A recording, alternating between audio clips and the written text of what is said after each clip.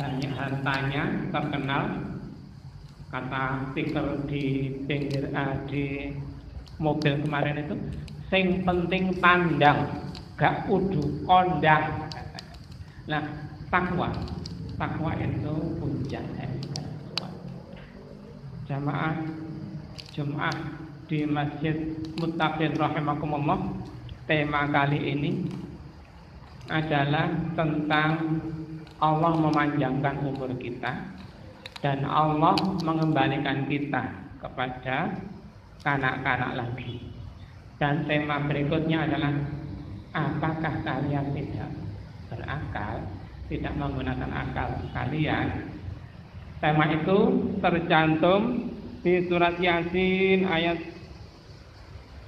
68. Jamaah salat Jumat rahimakumullah, wa man nu'ammir, dan barang siapa yang kami panjangkan umurnya, nunakidhu, akan kami kembalikan ia fil khalqi, pada penciptaan awal. Kalau sudah sepuh biasanya pikun. Pikun itu kebijakan yang tidak dewasa lagi, kebijakannya menjadi kanak-kanak lagi, kekanak-kanakan atau kebayek-bayekan. Kebijakannya, apa yang dilakukan, langkah-langkahnya biasanya sudah tidak mencerminkan orang dewasa lagi, yaitu dikehendaki Allah. Siapa yang dipanjangkan umurnya, dia dibuat begitu. Afala ya'qilun, apakah kalian tidak menggunakan akal? Nah, tadi adalah seruan peringatan dari Rasulullah untuk bertakwa kepada Allah Azza wa Jalla. Apa takwa itu? Takut kepada Allah Subhanahu wa taala. Takut itu akan menghasilkan amal. Amal itu akan menghasilkan surga atau neraka. Kalau di surat yang sering dibaca khatib pas sholat Jumat itu ya, afala yanzuruna ilal ibli kaifa khuliqat, apakah kalian tidak memperhatikan bagaimana Allah mau menciptakan onta? Nah, sebelumnya diceritakan tentang neraka, tentang surga. Nah, itu puncak dari sikap kita agar kita menuju surga dan menghindarkan diri dari neraka, itu takwa kepada Allah Subhanahu wa taala. Takwa itu sumbernya dari amal. Amal sumbernya dari ilmu. Ilmu sumbernya dari pengamatan, penglihatan, pendengaran dan hati. Nah, itu tadi afala yang turuna. Apakah kalian tidak melihat bagaimana onta itu diciptakan? Balik lagi, agar kita berhasil sukses di dunia dan di akhirat adalah kita harus berilmu, mempraktekkan ilmu kita, mengajak orang lain untuk mempraktekkan apa yang sudah kita praktekkan itu. Bersabar dalam meniti jalan Allah Subhanahu wa taala. Nah, itu loh yang disebut sebagai orang yang menggunakan akalnya. Kalau Allah menyindir kita, afala ya'qilun, itu tadi kita harus bertakwa. Kita harus takut kepada Allah Subhanahu wa taala. Kita harus berhati-hati dalam berkata, dalam berbuat, dalam mengisi waktu-waktu kita hiasi dengan rasa takut kepada Allah Subhanahu wa taala, dengan kehati-hatian. Berkenaan dengan dipanjangkan umurnya, kita ini enggak berkuasa apa-apa. Kalau umurnya pendek, kemarin ada ustadz yang sudah agak sepuh, sudah sering sakit, tapi anaknya, putranya yang juga ustadz meninggal duluan.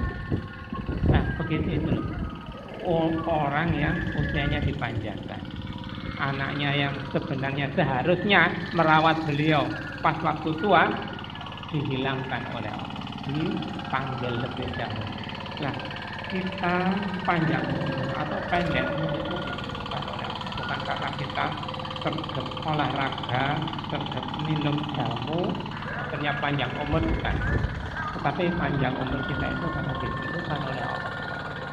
Seperti yang kita sering ucapkan itu, subhanallazi sakhkhara lana hadza wa ma kunna lahu muqrinin.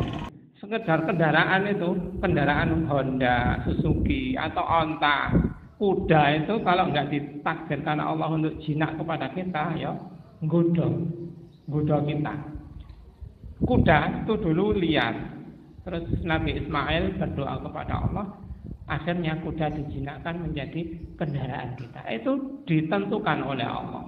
Begitu juga umur kita ditentukan oleh Allah Subhanahu wa taala. Maka kita perlu berdoa kepada Allah agar usia kita dijadikan oleh Allah sebagai usia yang barokah, umur yang barokah, bukan umur yang panjang, tetapi umur yang barokah. Meskipun pendek, penuh dengan ketaatan kepada Allah Subhanahu wa taala, itu baik. Kalau panjang tapi sobo diskotik, sobo macam-macam itu enggak barokah. Jamaah salat Jumat rahimakumullah. Sedikit tentang umur yang panjang. Kita perlu mengoptimalkan amal kita, perbuatan kita. Seringnya kita cuek dengan kondisi masyarakat kita.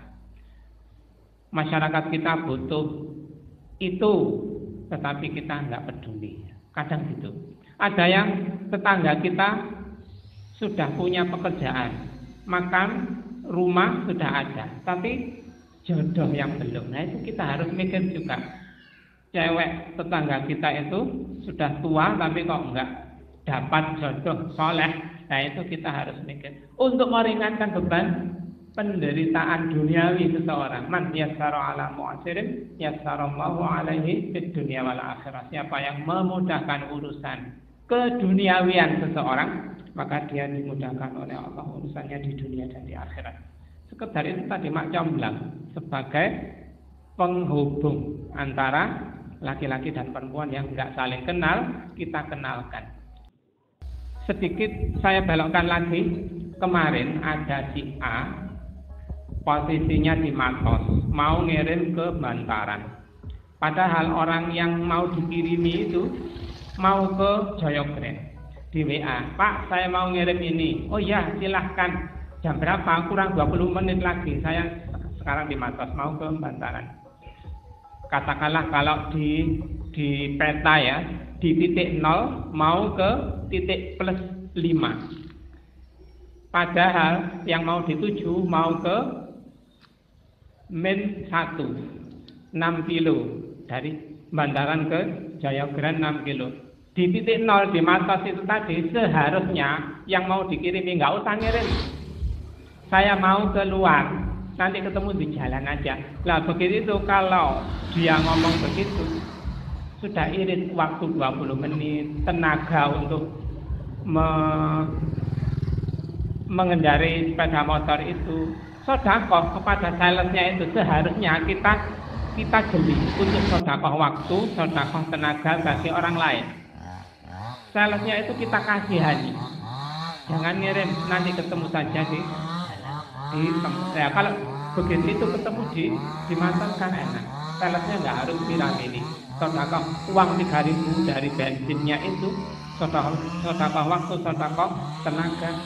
Ya itu tadi hadis yang disampaikan oleh Rasulullah SAW. Siapa yang apa tadi? Man yassara ala mu'asirin yassarallahu alaihi fid dunya wal akhirah. Siapa yang memudahkan urusan duniawi seseorang, dia dimudahkan. Enggak tanggung-tanggung di dunia dimudahkan, di akhirat dimudahkan. Bukan satu saja kemudahan yang kita dapat. Itu kalau mau